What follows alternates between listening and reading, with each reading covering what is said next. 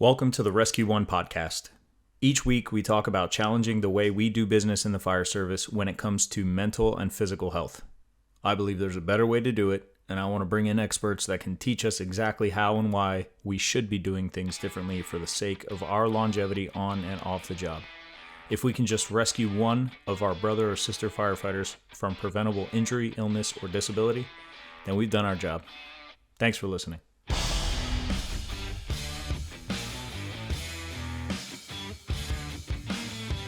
All right, guys, thank you so much for joining us again. This week we have Robert Arrieta from Skulls for Hope, or Arrieta for our non-Hispanic brethren and sisters out there. Robert has 20 years on in the fire service, 18 at his current department. He is a Next Rung board member, and he is the founder of the nonprofit Skulls for Hope. So, Robert, thank you so much for being on here with us, man. I really appreciate you and what you're doing with all your nonprofit help. Thank you so much for having me. Yeah, man. Skulls for Hope. That's such a crazy name. My fiance always hears like the podcast I'm doing weekly, and she saw the name for this one. She's like, is that like a motorcycle gang? I go, no. It's a nonprofit for mental health. And she's like, that's a pretty cool name. How'd you come up with that? So it's kind of funny how it all started. Without getting too much into the story right away about the call itself, I had a pretty traumatic call, something that I think in talking to enough people through peer support, you kind of have a focus of a call you go on that kind of changes your life, where things are going straight and all of a sudden they're not. And this particular call happened to be that for me. And I didn't know what to do. I was having flashbacks and just not doing well. And I wanted to keep myself busy, and I'd always worn like a bracelet, like a Live Strong bracelet or something on my wrist, and I decided to make my own. Well, in the process of doing that, I came across the meaning of the skull in the Tibetan culture.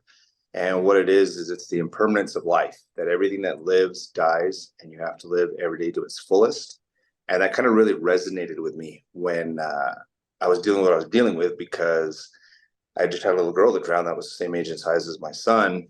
And it was the first time I kind of questioned, like, why? Like, why does this stuff happen? Like, we always say it, but it doesn't hit home until it hits home for one of us.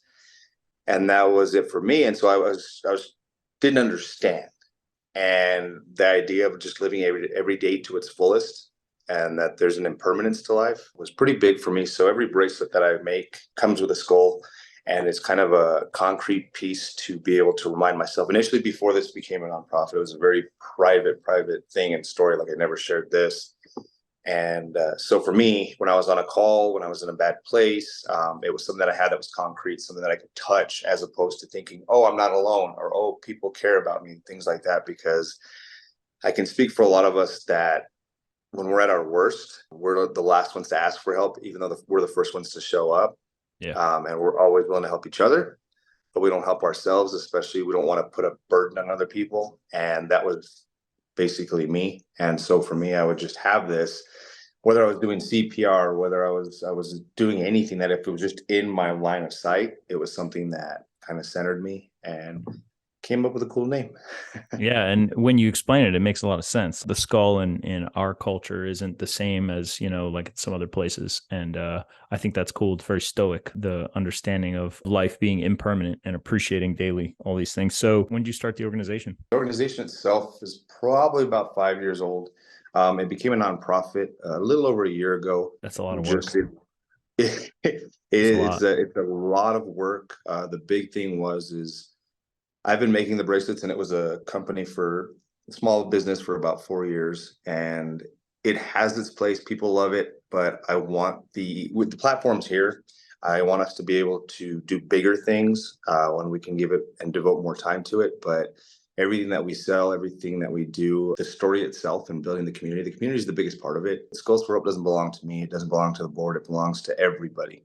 And that's been the biggest thing, is we try to let everybody know, whether you're the loved one of a first responder, whether you're a nurse, whether you're a doctor, whether you're a veteran, whether you're whatever it is, it started with us, but it's grown into anybody that struggles, anybody that needs it. And so, yeah, it's been total, I'd say, of 5 years as a business. Prior to that, I started making these bracelets, probably about 13 years ago. And but it was in a pile in a drawer in my nightstand. So it was a very private thing. It was something that I clung on to, but For a long time, I didn't even consider putting it out there just because I didn't think anybody cared. I didn't think anybody wanted to hear my story. I didn't think anybody would look at a bracelet and be like, oh, cool. I'll go make one too. My daughter can make one, Yeah, you yeah. know? And that's the thing. Like sometimes maybe it didn't take shape because you maybe have underappreciated it, but sometimes, man, I've been in your shoes where, you're involved in something or something is directly benefiting you. You're not even seeing that it could help all these other people. I'm sure there's a lot of people out there that appreciate you started this. So what's the mission? Like, what are some of the things that you guys have been doing since you started? The biggest mission, like I said, is starting the conversation and creating that community. Literally at the very, very base of it, if we can start this community, whether it's somebody wearing the bracelet and somebody saying, what is that? And then you saying, oh, this is what Skulls for Hope is. This is why I got it. This is where you can find it, kind of thing. It's never been about bracelet sales. We make little to nothing off of what we sell. It's literally to start that conversation. And we have t-shirts, stickers. Right now, we're kind of low on all of that just because, as you know, like a nonprofit, it's kind of very hard to get that capital to get a lot of things. But every single piece that we sell is to start a conversation. And that's all we care about. We send bracelets out as donations for the exact same reasons. It's mainly to help the individual that it goes to, but we want you to start that conversation. We want you to say, hey, I got this because I lost a friend. I got this because I had this terrible call and I have anxiety attacks or whatever else. In worst case, if you're not ready to share your story on an individual basis, send them to us, send them to the website, send them to the social media pages. Social media is, I call it my online journal. There's some smatterings of ghostwriters and other people's stories, but a lot of it is just me. And when I could not figure out how I felt or why I did, or just the darkness, I call it putting it on paper, but I put it online and kind of just threw it out there. It was kind of therapeutic for me. And what I try to like mention to people is you don't have to be a platform. You don't have to share your story on the internet or in front of a group of people. If you literally tell your best friend, if you tell your coworkers, if you tell that one person you trust, tell your spouse, sometimes getting that off your chest is just going to be the biggest thing. And I hope that the nonprofit and the bracelets at the core of it, that's what it does, is that it starts that conversation. And if it starts that conversation, maybe it takes you away from that dark place, even for a little bit. Yeah, I mean, you're speaking from a place of experience. How important is it to talk about these things? I mean, I know obviously it's kind of a rhetorical question. Everybody knows it's important, but like the reason you got the bracelet is something happened that kind of motivated you to go do that, whether it was a call, combination of things. You're in this place that you feel that you're going to be helped by wearing this. And if it's one specific incident, like for you, we know that it was that drowning. It's one specific incident. How therapeutic do you find it to talk about that consistently? Like, do you think that it helps you personally, like bringing it up and talking about it and putting it out there? I can't understate it. And for a while, I was kind of on the fence about saying it this way, but I really, truly believe at this point it's life and death. I think that whether it's a decade down the line, if it's not something that you address on some level, these can manifest into self-medicating. It can manifest into losing relationships. Like all the cliche things that can happen, I've gone through. And like I said, it's just if all the mistakes that I've made in my life, if I can show them to you and openly share them with you and help you avoid doing the same things, it's my story is far from unique. Everything that I've been through, so many people have been through. It's why there's so many statistics in the fire service and other places that are all the same. But I feel like at the very root of it, if you can go to a counselor that'll actually help you, like if it's that particular call, like you were asking me about mine, is if you go and work on a particular call, you start to get to the root of it. And it sucks. There is no way around it. You have to relive it. You have to go through every single part of it. And you have to actually focus on it. And for me, and I can't speak for everybody else, but when I had that traumatic call, every time I closed my eyes, that's all I would see. And it's maddening. It's like you don't know what to do because it just won't go away. And then you're afraid to sleep. So you stay up or you self-medicate to where you pass out in the hopes that like you don't dream and you don't think about it, but it builds and builds and builds. And I feel that you're reliving it anyway. Yeah. You might as well talk to somebody, go through it with them, figure out the best way to work through it because it's still going to be there. Like the most profound thing a counselor told me was I had spent every day trying to get back to the person I was before that call. And she told me, she said, you're never going to be the same person. And then she said, but you can still live a happy, healthy life if you process this. And it's a continual process, especially for those of us that are still in the job. But the more counseling you do, the more stuff you do, and the more you talk, I feel the more you build that toolbox to deal with certain traumas. And gosh, I've been sober almost 3 years now, and I still deal with having to go into my toolbox and not finding the tool that I need. So it's constant work, but the results are so much more worth it. And I have all these friends and all these people that I know that there's a darkness in their life. There's a cloud over them that they just seem to not be able to get rid of.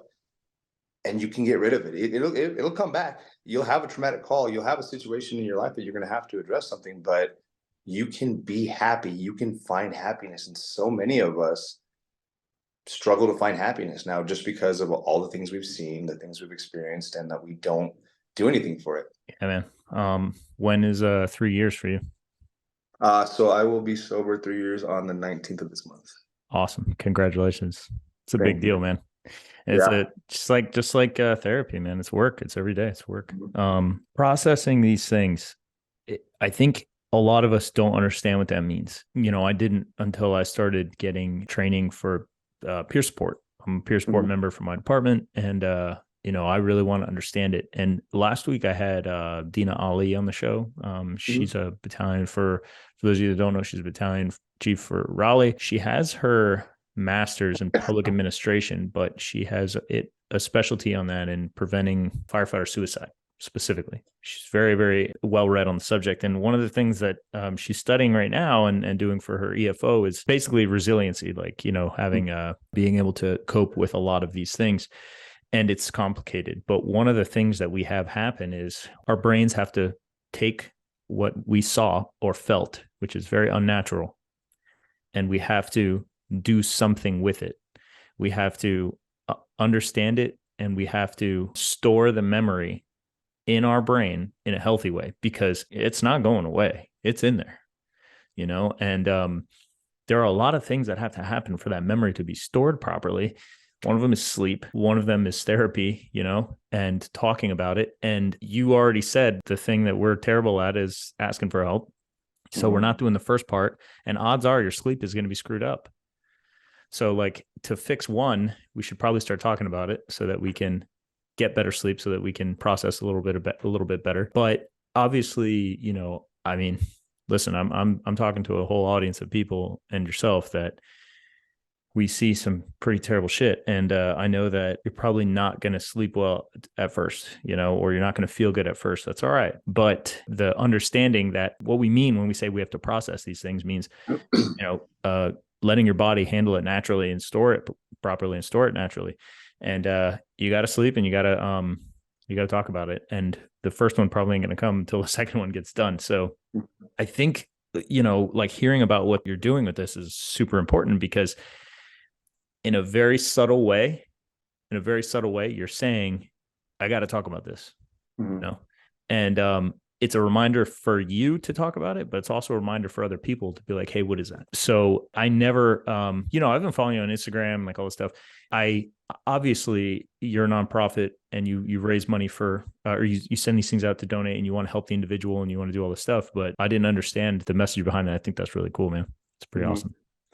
Thank you. If you can see some of the same things happening in other people, what advice, you kind of touched on it a little bit, but what advice would you have for them as far as being proactive to stay ahead of the curve? God forbid they have some of these issues come up, or God forbid they have a call that might push them over the edge, as far as into depression or into post-traumatic stress, or not deal with that post-traumatic stress properly. What are some of the things that you've experienced that you would try to say, like, hey, I've been there, do these things differently? One thing I will say is that I'm beyond proud of where the fire service is headed. I think that good, bad, or ugly, change is hard in any entity. And I think that in the fire service, we were just trained, and we came through and we were taught, like, you just suck it up. You go on to the next call and you don't talk about it. You're the big, tough guy. All our officers were super beyond tough. They're amazing guys, but in retirement, I've spoken to a handful, and they still struggle every single day, and they've been retired 15 years.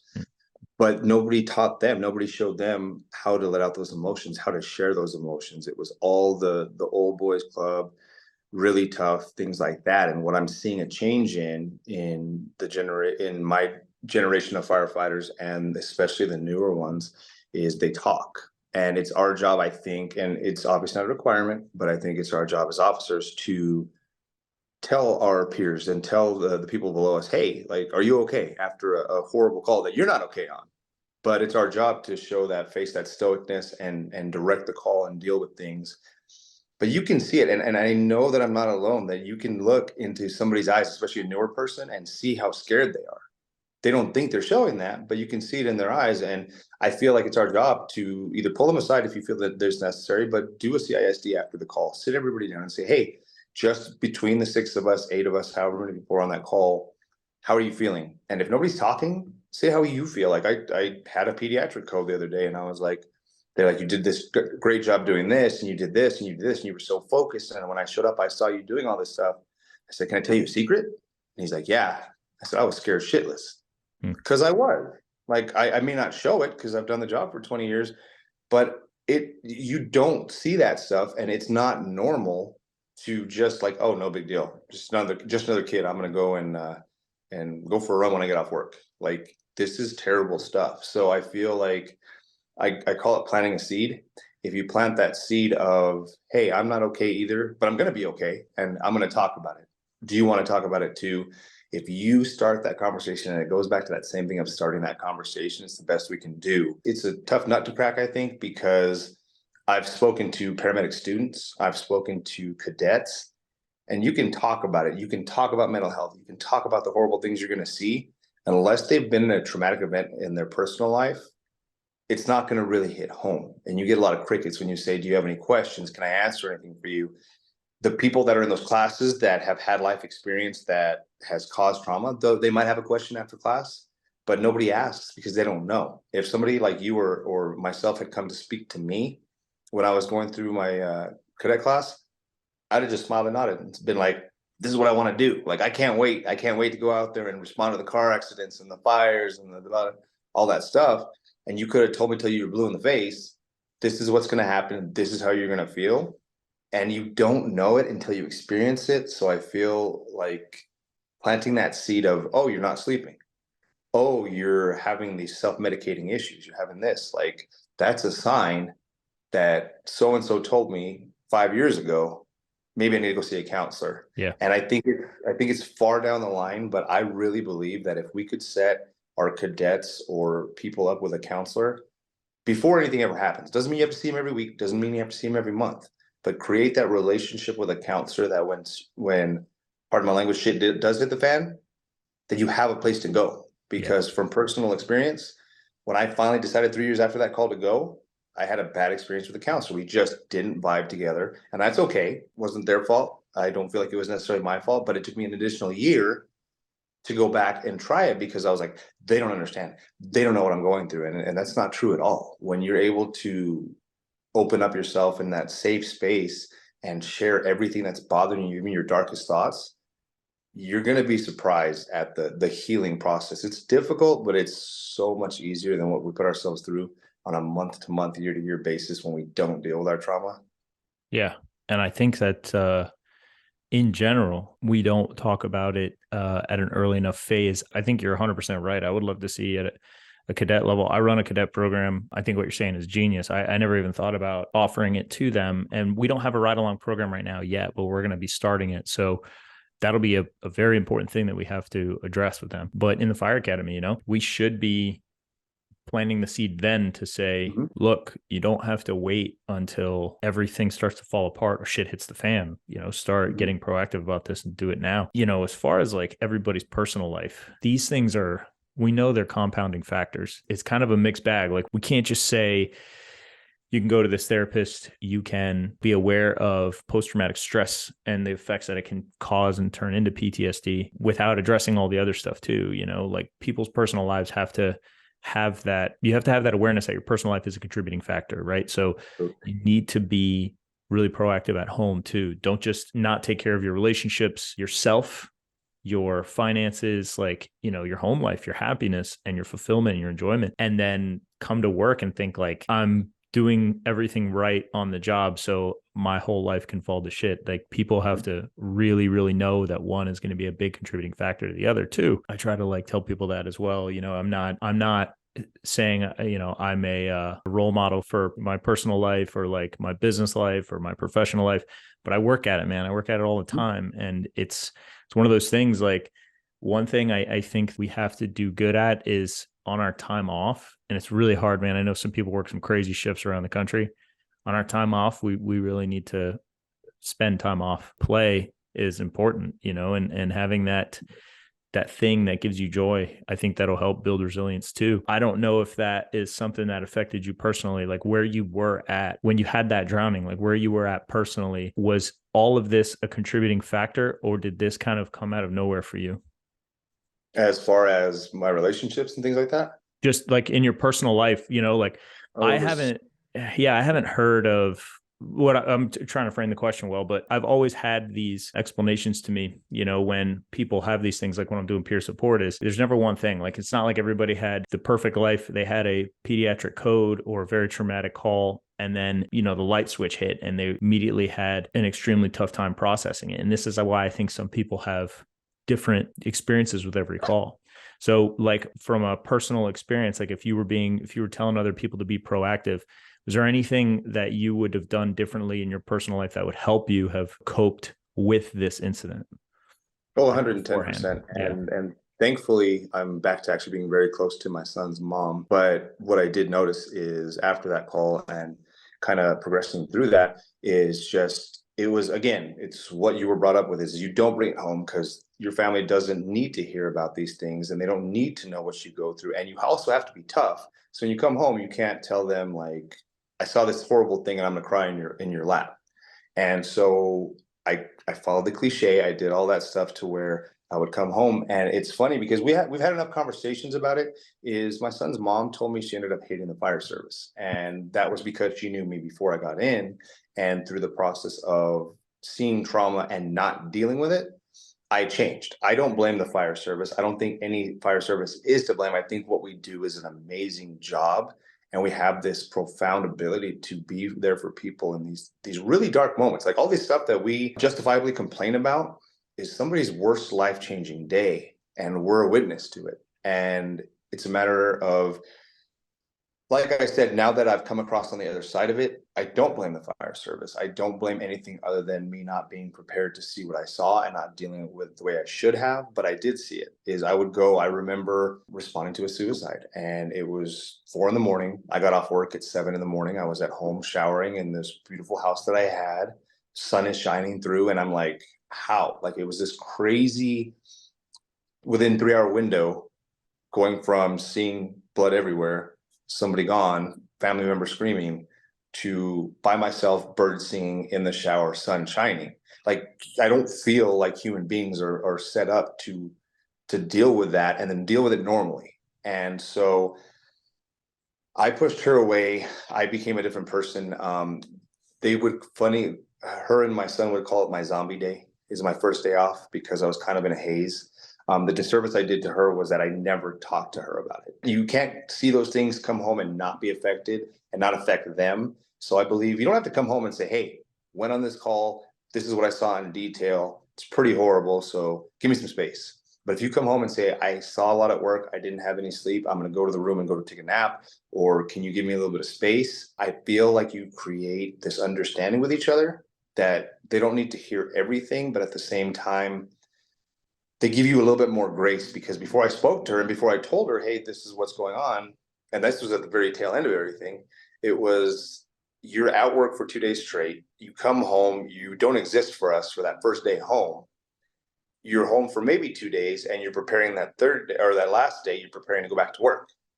So we get absolutely, out of the 6 day, those 6 days, we get you for maybe two. Yep. And it's funny because you get defensive, you say, oh, that's BS, I got 4 days off, blah, blah. But when you can honestly, unselfishly take a step back and look at it, it's true. And so I really believe there has to be a middle ground. You have to be in a relationship where somebody's understanding enough to support you and be there for you and say, hey, I get it. If you're with somebody that's like, I don't give a crap, and you chose this job, and when you come home, you need to be focused on me, and I don't give a crap what you saw, and I don't want to hear it. That's a big enough problem in itself that needs to be addressed. But I don't feel like we ever give our spouses, our significant others, enough credit for what they can and can't handle, and we don't give them an opportunity for it. So we do all these things in hidden. And like you said, is that when we lose brothers and sisters, the same thing happens every time. People at work are always like, I never would have thought it.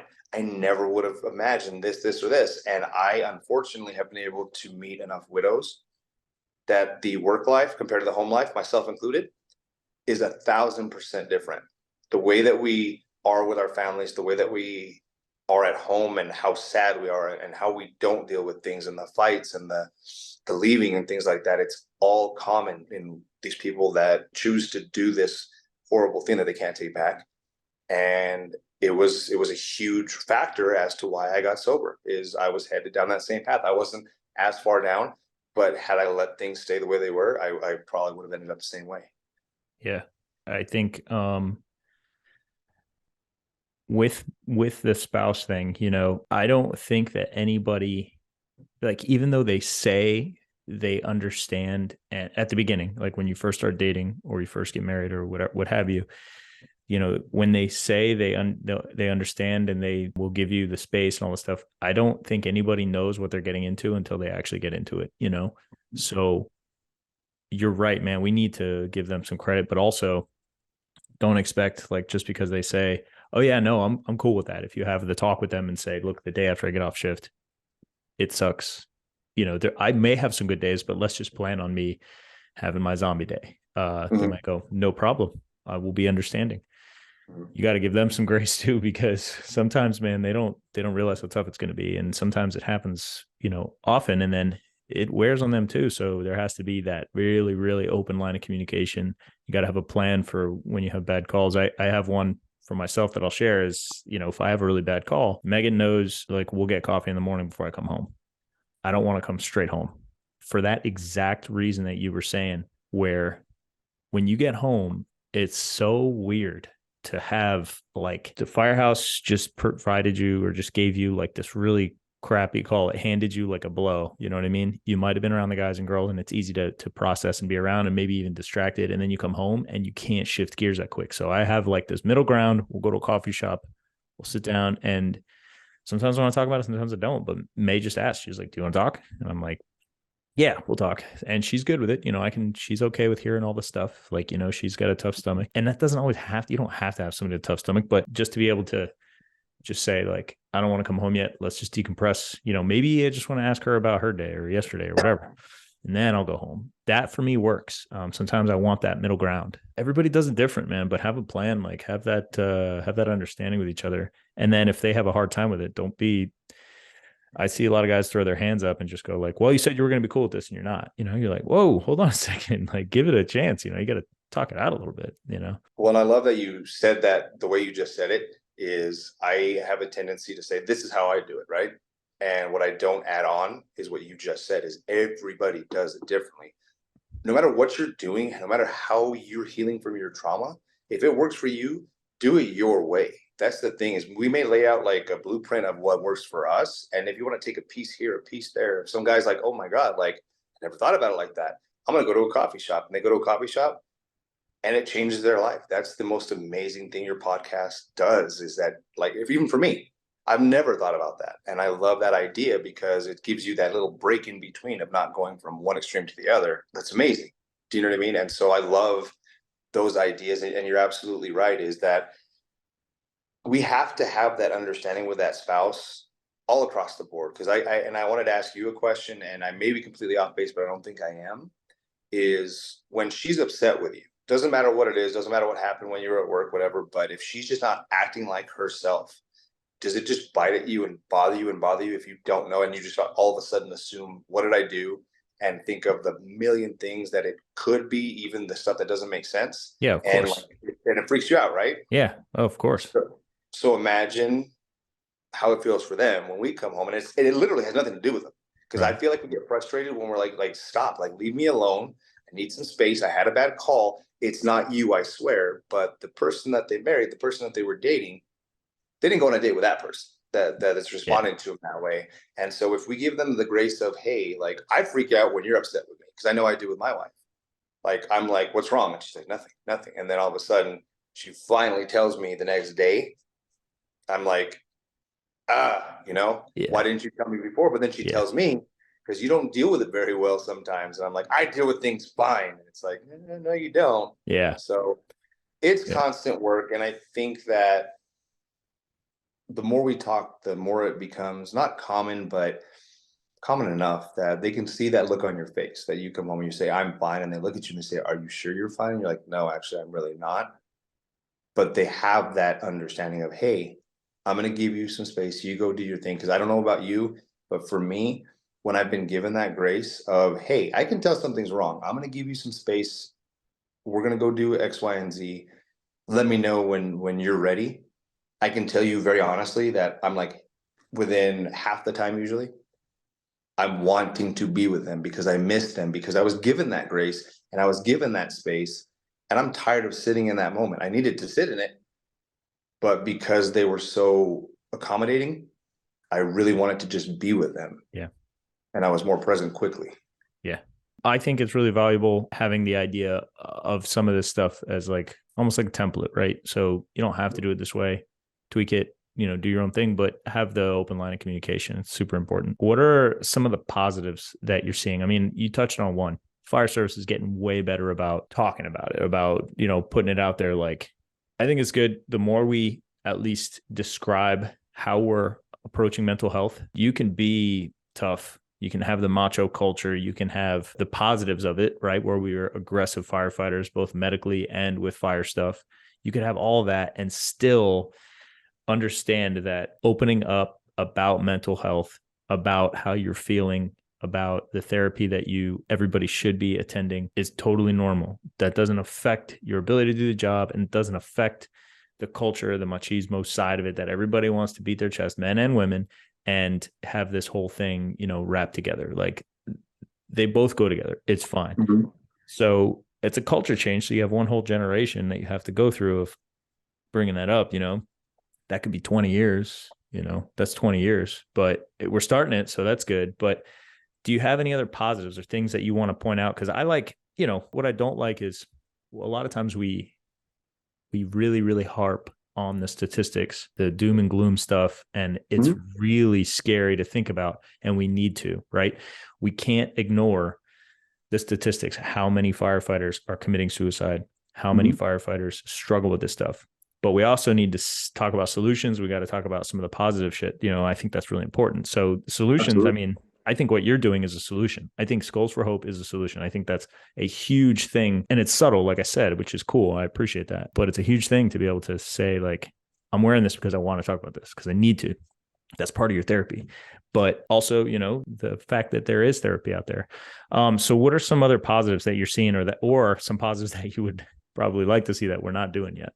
I think the talking's huge. Like I said, the guys that are, I would say, 5 years and newer, I think the older guys have an issue with the word why. Because when we came through, it was like, do this, do that, yes, sir, no, sir, kind of thing. Yeah. And it's been interesting because it's the younger generation that's like, why? Why am I doing this? And I had to talk to somebody that was pretty high up in my department and tell them, hey, have you thought about it this way? Because I'm around these guys, and it's not a matter of like, why do I have to do this? It's a matter of like, well, why am I doing this? Because if you can make me understand it, I'll do it. But I want to question. I said, but the flip side of that is that these are the guys that are coming up to me before I even say something and say, man, that really messed me up. And I really feel like their mindset and the way that all the boomers and all of my guys are always saying one thing against millennials or against Gen, whatever they are. Whatever we are on now. Yeah, whatever it is now. But the wonderful thing is they're talking. And I think it goes back to not Skulls for Hope's mission of talking. It's literally talking about how you feel, because we're manifesting things in the firehouse in anger. Like, we take it out on our patients sometimes, which they shouldn't do. I've had patients tell me, hey, you guys were amazing. Thank you so much. Last time you guys came for my dad, because we call you every other week. Like, they were so rude, and this person was in tears because we went the extra mile, because you should. But it's hard. It's that hard thing of guys are like, yeah, but they wake me up every time at 5 a.m. or 3 a.m. and I go out there and it's the same crap and they're not doing anything. It's like, it's still kind of our job, like be 100% while you're there for the 1 days, 2 days, then go home. And so I don't think I'm answering it very well, but I would say his perspective. For me, what's changed my entire view on my job as a paramedic and as a first responder and wearing that uniform is I'm there for a reason, no matter the biggest, no matter how small. Like we all want to go to work and we all want to go on the fires and we all want to go on Yeah. the traumatic calls and make the difference and things like that. But at the same time, the bread and butter is all the cruddy stuff we go on, the nonstop calls for the people that shouldn't be calling or don't need 911 for a particular issue.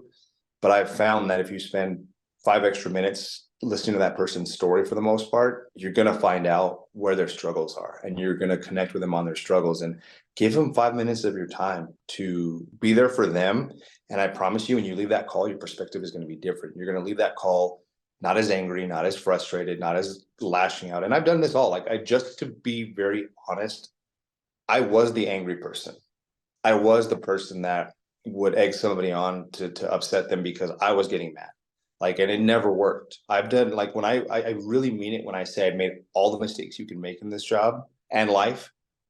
And it's part of my blueprint of trying to tell you what not to do. So as far as perspective, you go on that horrible call, the worst call I ever went on in my entire life, the perspective of it is I'm here today talking to you. I wouldn't be here today talking to you had that call not occurred. Would I take away all of this, including this conversation, to bring her back? Absolutely.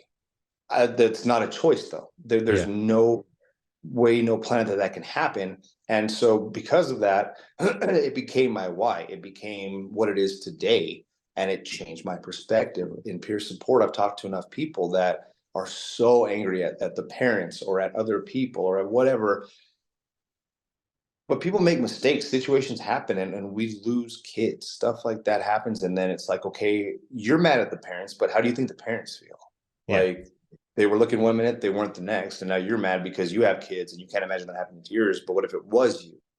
And it's having that perspective and that grace for that person that lost somebody and misplacing that anger or figuring out, okay, like I just lost my best friend. Like, what's my motivation? How do I honor them? How do I keep doing that? And that's the big thing for Skulls and even Next Rung is like we honor those we've lost by continuing the fight for them.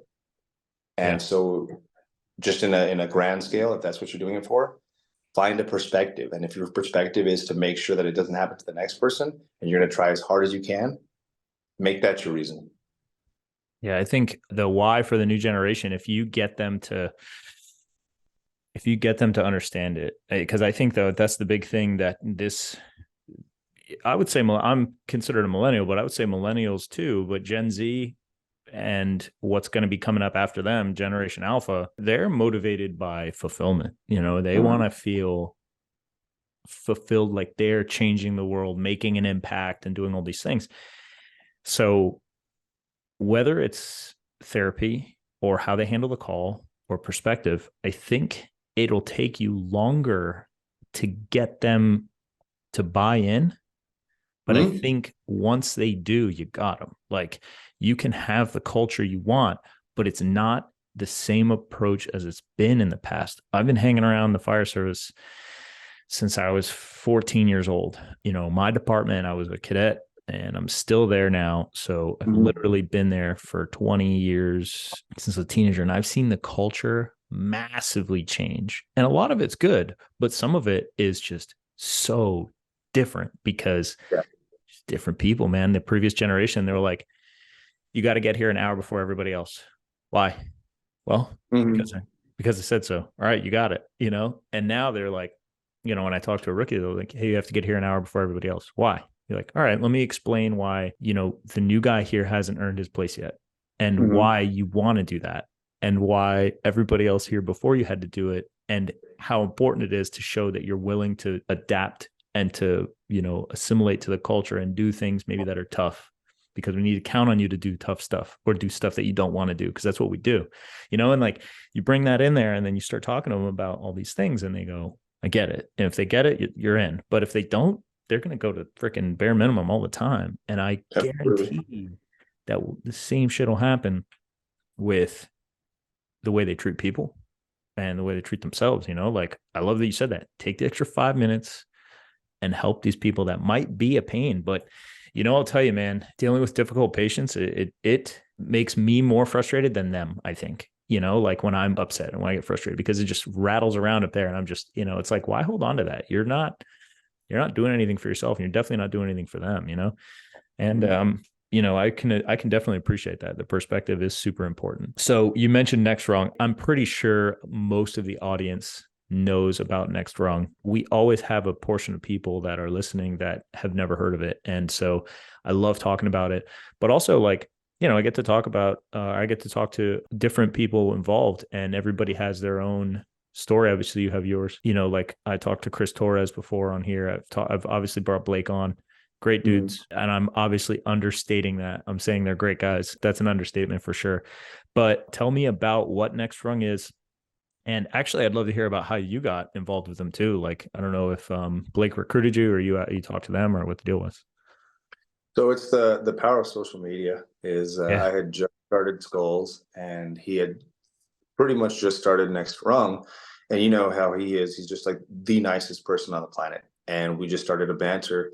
And at the time, he was just talking to me about my mission and what his mission was, what he was trying to do, and what he and Charlie were growing. And I loved it. So it was more of like a collaboration of, hey, like I'll post something of yours, and you post something of mine, but it's not to gain followers, it's to just spread the word. And then over the course of a couple of years, like again, you present what you want to present. And he knew I was very into peer support, and they were building their peer support team. And he asked me if I wanted to come on board as a peer support team member and as a board member because of my experience with what I had been doing. And I said, absolutely. But what was interesting about that, and I hope I'm not oversharing, is that for probably about a good 3 years after I started Skulls, I was in the midst of my own alcoholism. And I was so good when I was on shift, or even just talking to you one-on-one, like if you reached out to me about telling you, hey, you might have a drinking problem, or you might need to do this, or you should go to counseling, when I was actively not taking care of myself. But I could very easily see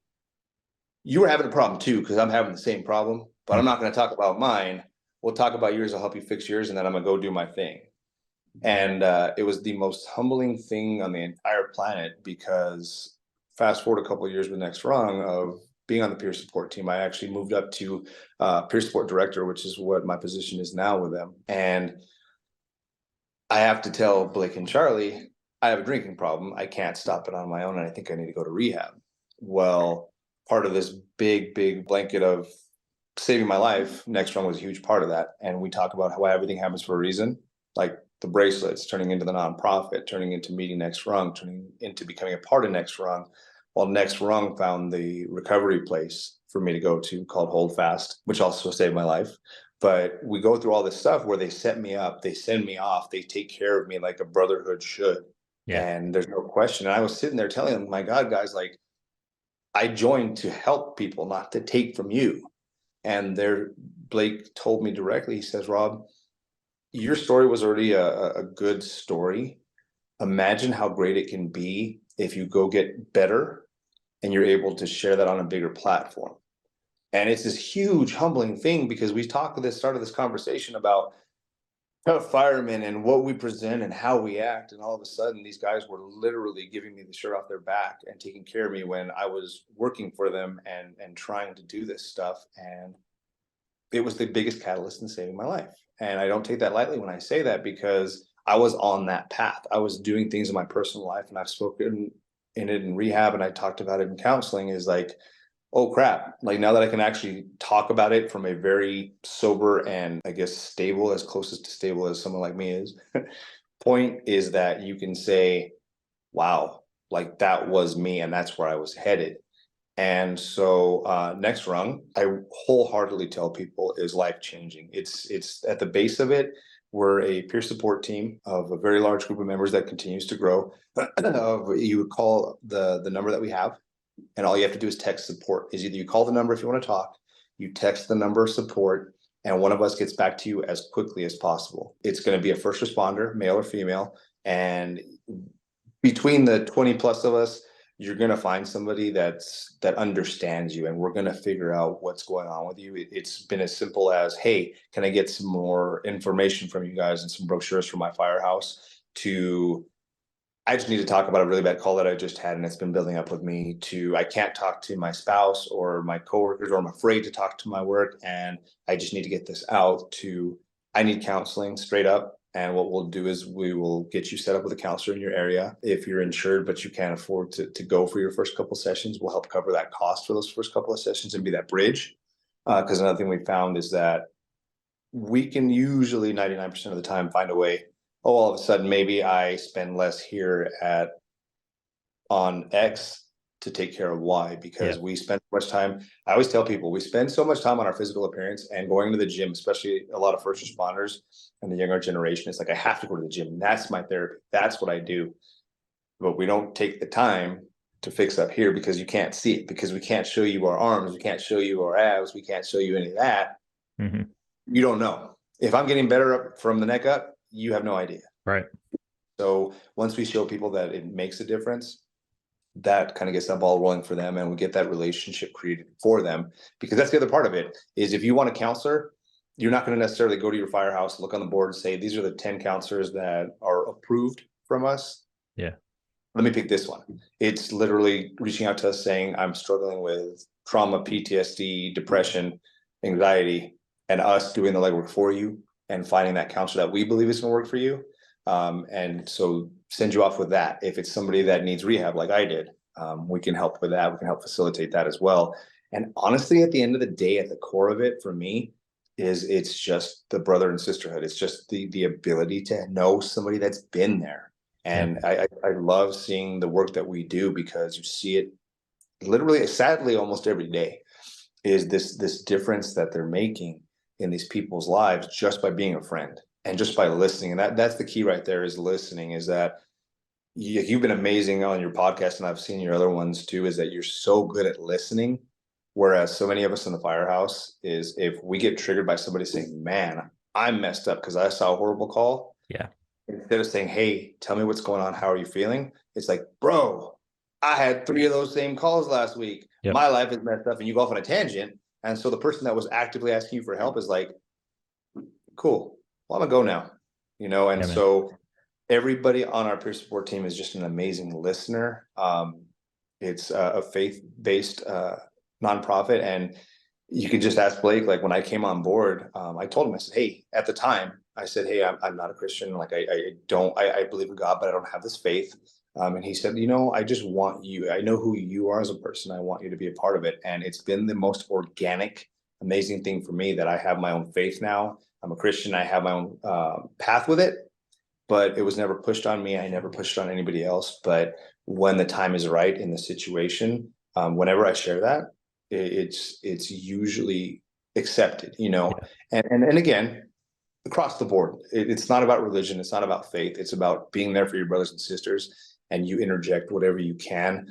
But it's just, I never want somebody to not approach us, or somebody to not want to reach out just because they think it's based off of something that's going to be pushed on them. It's literally us listening to you and providing you with whatever you think you need. If you don't know what you need and you just want to talk every other day, then just talk to us every other day. You'll talk to that person, but we are on a much bigger scale than most places, and it's not a generic 1-800 suicide hotline or this hotline or this hotline. It's directly for first responders, and everybody you talk to is going to know on some level of what you're dealing with.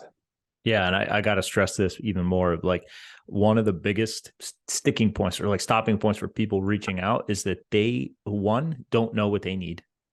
Right. I think people don't know how they're supposed to go about it. There's no guide to say, step one, talk to your counselor about A, B, and C. Step two, I think the most important thing is to just go to someone who's trained and just start talking, and just say, like, hey, I had this happen. I feel like crap. Or a lot of people go in and they'll just start talking about anything else other than that, just to get talking. And then at some point the call comes up where their feelings come up. But that's one. Two, I think a big sticking point for people reaching out is they don't want to talk to somebody who doesn't understand. EAP is a great thing that our department, I should say it's well-meaning, right? It's well-meaning that our department or your city or your county or whatever puts this free thing out there to say, if you need this resource is here for you. And I'm not blaming them because it's not their fault. Like, they don't know. They think they're doing good. But from people that I talk to, 90% of EAPs suck. 10% are good, but 90% of EAPs are going to be pretty crappy, because apparently to qualify for a psychiatrist or a psychologist or a counselor or a therapist, to qualify for EAP, they basically check a box saying they're willing to do it. They get a stipend for that, and that's it. They don't have to, other than being, obviously qualified as a clinician of some sort, they don't have to have background with fire service or in first responders, or particularly in traumatic, stuff for PTSD or anything like that. They probably just got their schooling and then that's it. So you're rolling the dice a little bit. Whereas if I don't know what I need, or I don't want to talk to a counselor or a clinician that doesn't have experience with me, I go to Next Rung, because just talking to you guys, maybe I don't know what I don't know. I don't know how to get the ball rolling or get started. Talking to people who have done this, literally, unfortunately, almost every freaking day. I've seen the statistics. Next Rung is doing something every day. Nationwide, it's crazy. I love that you guys do it, and I'm really glad that you help so many people. But it's unfortunate, But the point is you guys are experienced. You've done this before. Everybody comes there with their own story, and you guys have a direction to point people in. So, and it's so easy. You literally just send a text message, Like, I think it's great. So if there are people that want to reach out, how do they get a hold of Next Rung? The direct number is going to be 1-833-698-7864. And if you didn't have time to write it down or don't want to rewind it, you can always go to the website, which is nextrung.org.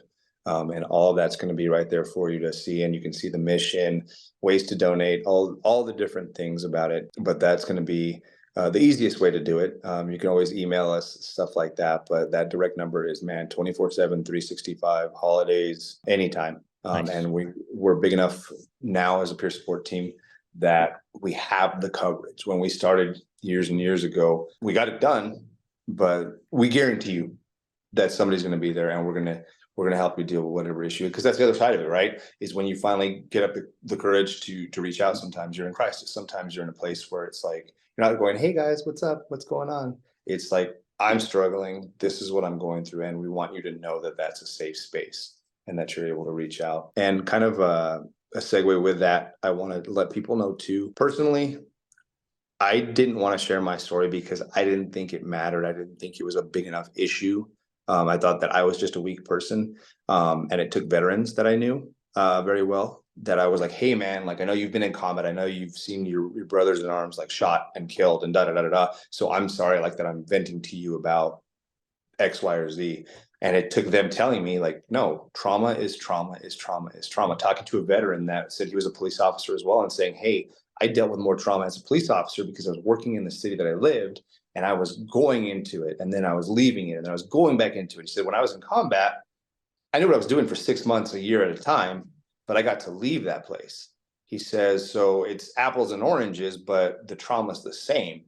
To piggyback onto that, when I went to rehab, nobody in rehab was a first responder. Everybody I was there with were the drug addicts and the people that we respond to on a regular basis that are overdosing in X, Y, and Z. And when I tell you about perspective, it's about realizing that the guy that we just, like, when I came back from treatment, responding to overdoses had a very much like a different effect on me, because I got to learn these people's stories, whether they went to prison and then they did X, Y, and Z because of how they were abused as a youth, or how their older brother injected them with heroin, and that's how they became a drug addict and ended up in prison. Like, all these crazy things that all we see is somebody tattooed, somebody overdosed, somebody dead, and all of a sudden I'm seeing that they're human beings. But point of it is its perspective, and you start to realize, like, trauma is trauma is trauma is trauma. So if you're struggling with thinking about reaching out, everybody's story is different. When you call me, if you tell me your worst call, I'm not going to tell you, oh my God, I know exactly how that feels. What I'm going to tell you is, I know how the residual effects feel. This is how I responded to it. Is this how you feel? And you say, oh my God, yes, this is exactly how I feel too, even though the calls are completely different. We need to take away the idea that everything's a competition. Like, it's just a really shitty situation, that we all should be there for each other, not my trauma's worse or you've seen more, or I don't need to reach out because if I get a hold of Robert and he's got 20 years of experience and he's gone through all this stuff, like he's not going to give a shit about like my first call, my 3 months in on the job. And it's like, absolutely not. The fact that you 3 months on the job are reaching out to us to talk about what you're seeing, I am inspired by you. Yeah, it's great. I'm inspired by your strength, not this whole idea of, oh, really? Like you're upset about that. And that's where I think we're doing a disservice to ourselves on the job and with each other in front of each other, because we're giving this perception that I've already seen all that. And so we're changing that perspective. But I love that Next Rung across the board. You call from 3 months on the job to 25 years, you're going to get the support you deserve from every single person here. Yeah, it's awesome. I have experienced what you're saying personally. I mean, I've been on a call where, it was pretty rough, and the CISD team was activated before we had like peer support. And I'm in the truck. I'm working with somebody who I don't normally work with, who's a good dude, but I just, he mentions them. He's like, why did you guys have to go to CISD for that? I'm like, we don't have to go to CISD for anything. We should be going regularly on any call that is traumatic or serious, because if you don't need it, then or if you're not going to develop post-traumatic stress disorder from it, that's not the point. The point is that you're processing post-traumatic stress, just the stress of it, right? Which is very different than PTSD, but PTS happens throughout people's career. It doesn't have to lead to PTSD, but the idea that we have CISD, that we have that peer support team or whatever, is good. Just go talk. And his connotation was so negative towards it. But also, when I explained the call that happened, his first instinct was like, he was shocked. He's like, I've had one way worse than, let me tell you about this, and I'm kind of like smirking, because I'm like, look, man, it's not about the severity of the call. Everybody's perception is totally different. Like, people who do not have kids do not handle pediatric codes the same way as people that do have kids. It's not the same call for the same person. Calls that might not seem traumatic to somebody are very traumatic to other people. And then, you have no idea what's going on in that person's life. So like, it's not the same shit. We have to stop doing that. Listen, I know how the firehouse table is. It's one of my favorite parts about the job. I love sitting around the table and bullshitting, and I like all the chaos that it is and like all that stuff. But when it comes to there people give out a lot of cues, and I have 10 people in my house. It can get a little bit squirrely. So it's hard. Sometimes you don't even notice, but somebody's talking and they're off. They're giving out cues. They're not doing it on purpose, but they can get steamrolled sometimes, not intentionally. Absolutely. We can't do that. You're right. We can't do that one-up thing, not with those. Like, I'm in Florida, so fishing stories are all around. You want to one up somebody on a fishing story, go for it. You want to don't one up people on your call severity. That's stupid. But I think that's a really important point to bring up. As far as Skulls for Hope, how does one support Skulls for Hope? What's the best thing that somebody can do to support you guys?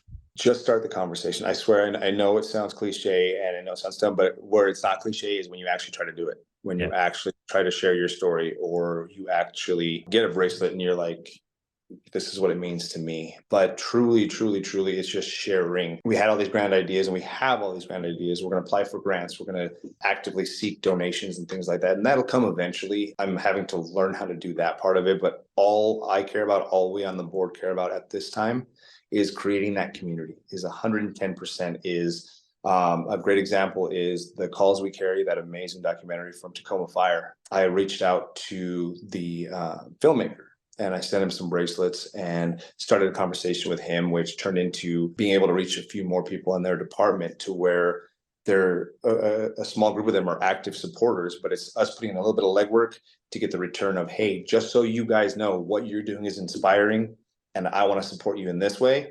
And that turns into, okay, I sent him, say, 10 bracelets, and he sent them out to people that were important to him and shared that much of our story. Those people went and found us on social media. It hit a nerve for them, and they supported it. And it's literally starting that conversation, growing. And I want it all to be organic. I don't want anybody to ever just order a bracelet to just put on whatever or whatever. If it doesn't mean anything to you, just like we were talking about, people that experience trauma differently. And we get these guys that are always telling you like, you're fine kind of thing. If you're not fine, if these bracelets mean something to you, get them. If you don't give two shits about them, I honor that too. They don't have to mean anything to you at all. But for those of us that do, we're building this community. So the best way for me to support, I don't like saying is buy a bracelet because it doesn't mean anything if it doesn't mean anything to you. Yeah. But go on there, share it, share this podcast that we're on, the other podcasts I've done, whatever we've done as a Skulls for Hope platform. That's been the biggest change is people say, oh, I heard about you through X, Y, and Z. I want to support you. And then when I got bored, I ended up supporting you and going back 2 years on your Instagram page. And I was like, oh crap. Like one of the biggest influences for me to share my story was the Code Green campaign. I don't know if you remember them or if you've heard about them, but people would anonymously write in and they would share their stories. And I remember seeing stuff like the term I will always remember is emotional sponge. And this guy was talking about 3 calls that he went on that shouldn't have really mattered. They were like par for the course, a shooting and whatever else. But for whatever reason, he absorbed those emotions from that call, like a brother who his brother was shot and him telling him to save him and stuff like that. It was just stuck to him. And he worded it like, I couldn't wash it off. I went home and I couldn't wash that call off. And it hit home to me. I was like, holy crap, I'm not the only person in the world that feels this way. And I feel that when I'm honest and open in some of those posts and the people that I know that have shared theirs as well, people latch onto that. Yeah. And they say, oh crap, like that's amazing. I needed to see this today because I feel that way too. And so support it, just look at it, just start following Skulls, go to Next Rung and follow Next Rung, go to your Rescue One CBD, follow you, like build this community, what we're already doing, how we found each other through social media, like do that because you can be anonymous. The great thing about the peer support number with Next Rung, the great thing about Skulls is you can do that stuff anonymously. You can message us on Next Rung and on Skulls anonymously. And so you can stay as much in the shadows as you want, and you can still get the experience and be a part of the conversation. But it's literally at bare bones, it's starting the conversation. So the way you support Skulls is you say it's okay to not be okay. You say together we're stronger. We have all these hashtags that are actual real world things. Mm-hmm. And that to me, bar none, is the okay to not be okay is huge because you can say it, but you have to feel it. Yeah. Because when I'm at my worst, when I'm still having my anxiety attacks, I honor them. I ride that wave because I know it's okay that I'm not okay and that I'm going to be.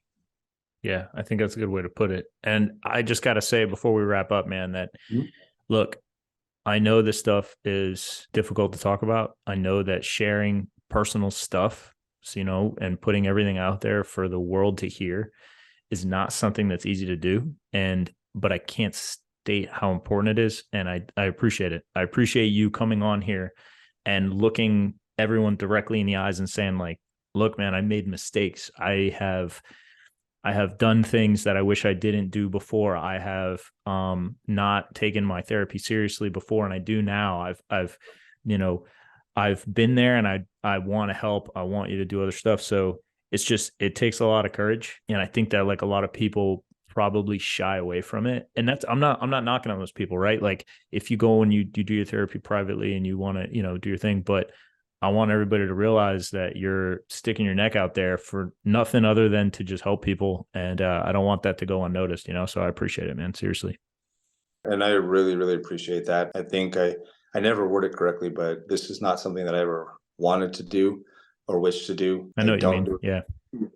But until somebody else wants to talk, I'm going to be here. I'll spend the rest of my life doing this. This is what, not only does it help me get better, but it shows me that I'm not alone. But to be very clear, and I think we've both made it very clear, is people need to understand they don't have to do what we're doing. They don't have to put themselves out there. There's a lot of bad that comes with doing this, unfortunately, still currently, but you don't ever have to be that person. If your recovery is talking to one other person, if your recovery, whether it's counseling or a peer or your spouse, like if you can make that change with one person, and you start your process, like I said, you inspire me, because this stuff, it's not fun, it's not easy, it's fulfilling for me because it's part of my recovery. But like we said, everybody's recovery is different.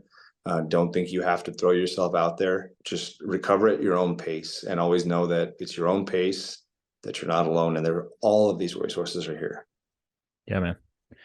Guys, go check out Skulls for Hope on Instagram. If you guys feel inclined, get a bracelet. If you feel that you have something to share, please do. That Instagram page can be shared very easily. Talk about what the purpose of the mission is, talk about what the mission is, I should say, and create the conversation, because like I said at the very beginning, processing it is important. And what that means is it's complex, but talking about it is a way to help start the process. And you can't bury that stuff. So let it out there. Let's stop the wheel that is, firefighter depression, suicide, and all this unnecessary death that happens, because it's preventable. It is preventable. A lot of it is, and we can do some more to help. So I'm glad we're putting it out there.